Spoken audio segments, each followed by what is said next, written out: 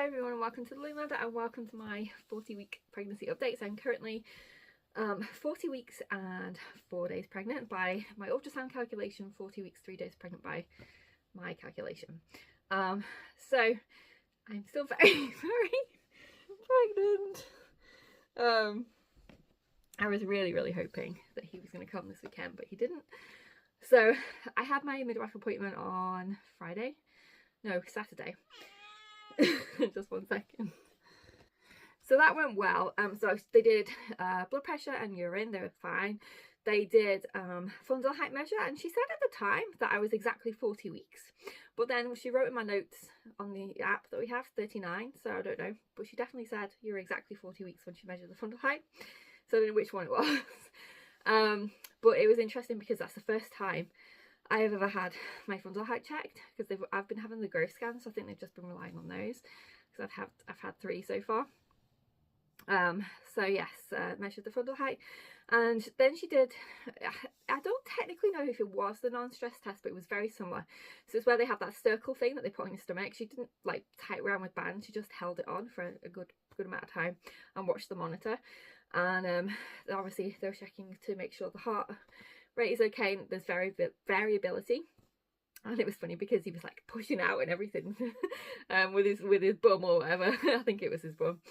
Well, she was doing the test, so that was funny, and you could see how his heartbeat changed when he was moving, so I think that was really good. She said it was fine. And we discussed induction, so that was me that actually brought it up. She didn't bring it up, but I said, what happens if we get to 41 weeks and there's no sign?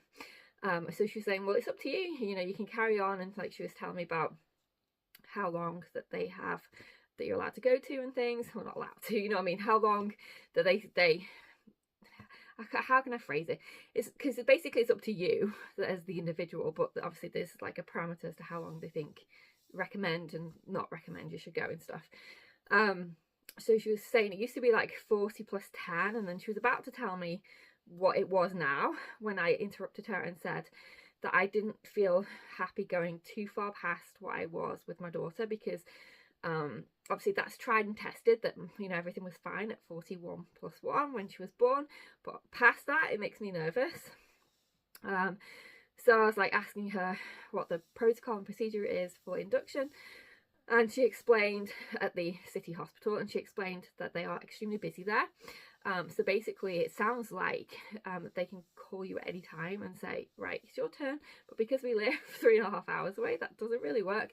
So what I think what I end up having to do is go in the hotel there, and then presumably they'll say whether or not they have space the next day. I assume that's what's going to happen.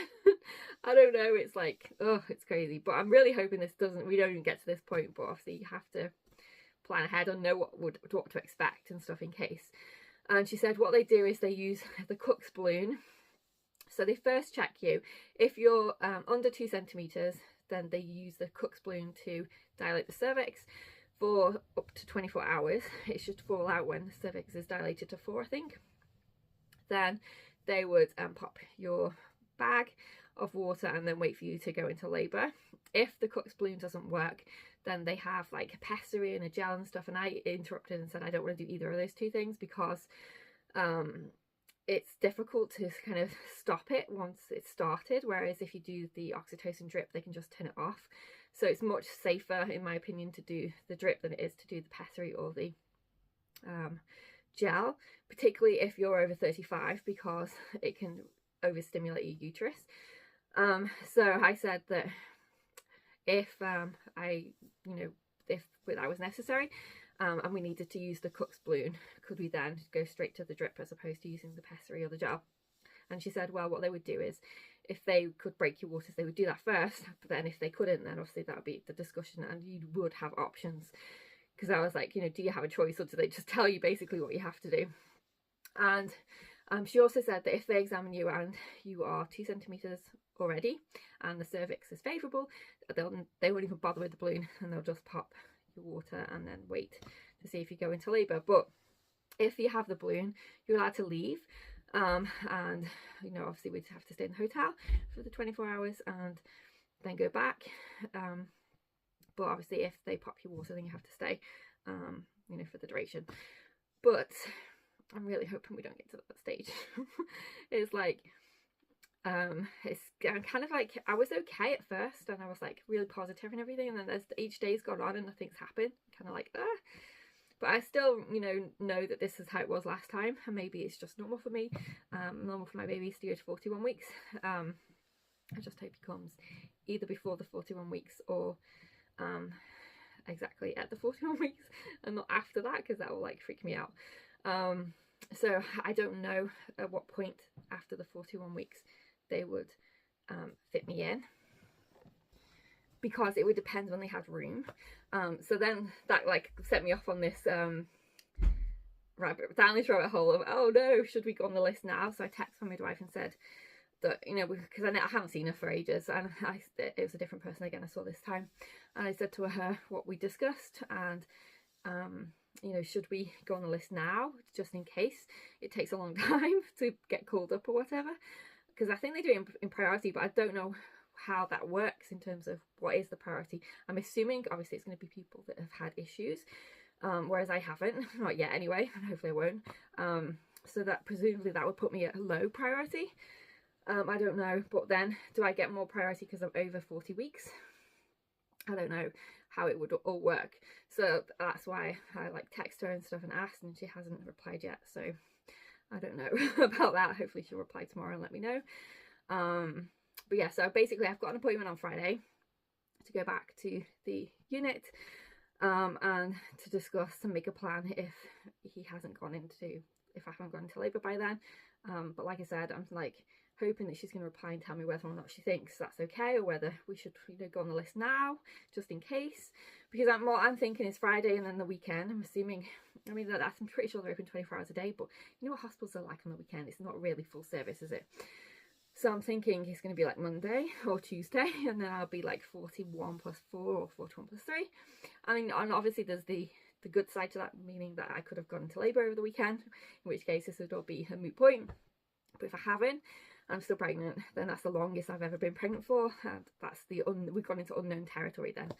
So yeah, I think if we lived closer to an actual hospital where they could take care of me if I needed help, I think I'd be not as worried. But because we live so far away from the actual hospital that it can do things to help, 3.5 hours away, it's like making me think I want to be proactive in having a plan in case he goes over my comfort zone, which is the 41 plus 1. And I really thought I would have gone to labour by now. I really did. I was absolutely convinced that I was going to go into labour either the 39th or the 40th week, and because I haven't, it's kind of like making me nervous.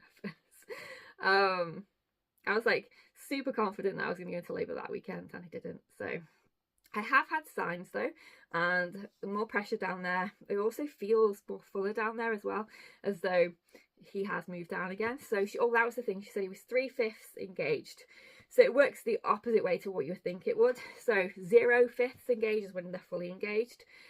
So 3/5 is, you know, he's moving on down. His little head is moving on down. She said she could feel, you know, so much out of his head in my pelvis. So he's definitely doing something. You know, he is progressing.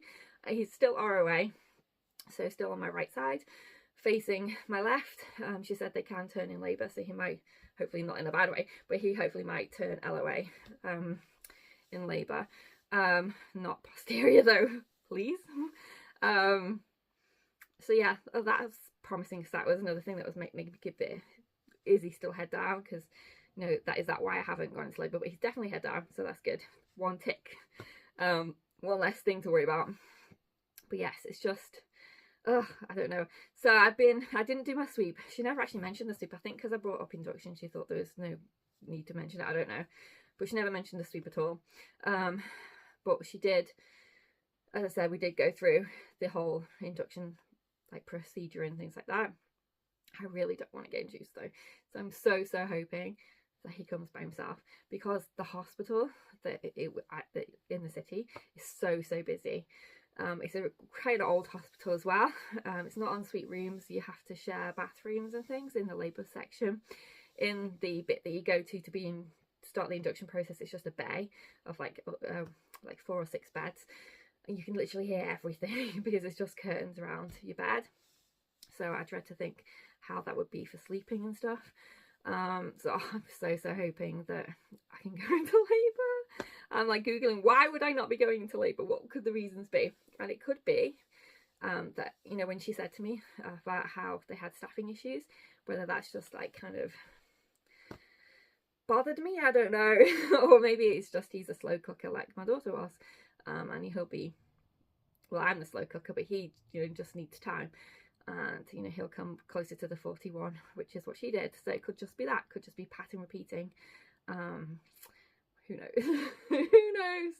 I just need to, I think tomorrow, because I've been like googling so much, I think tomorrow I'm just gonna like have a day off and not even think about it at all and see if that helps, because googling is not helping in terms of making me feel like it's getting closer.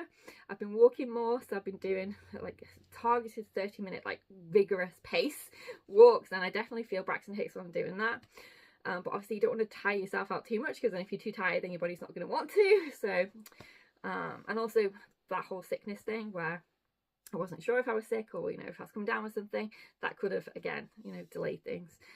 But I definitely feel much better in that respect now, so that can't be an excuse anymore. But I've noticed at night time in particular is when I feel the most pressure.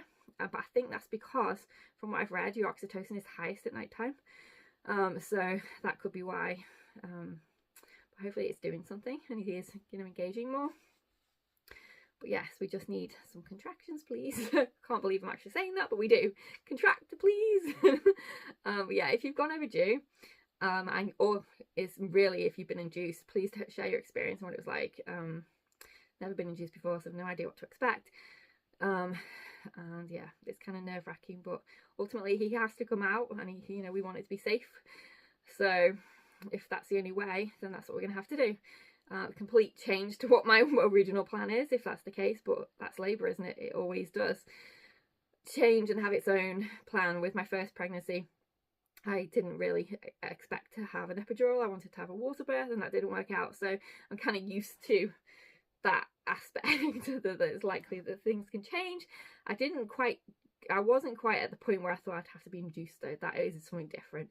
I did think I might end up having to give birth in the A&E because there was no staff, but I wasn't on the whole induction train, because I genuinely thought I was going to go into labour by myself. But now I'm like, am I? I don't know. I think every pregnant woman goes through this, but you know, it's just one of those things when you get over. I've watched so many videos where people are having the exact same issue, where they've gone over the 40 weeks and stuff. But apparently it's still very normal. I'm only 40 plus 4 or 40 plus 3, so there's still plenty of time. And with second labours, it can often just creep up on you without any notice. That's what I've been read over and over and over again. But yeah, please keep your fingers crossed for us that he'll come naturally and I won't have to be induced. And I am doing this update earlier because, like I said, I want it to be more in real time now. So on Friday I'll do my 41-week update if I haven't gone into labour. Please let me have gone into labour before then. Please, please, please. And I'll see you on the next video. Take care. Bye for now.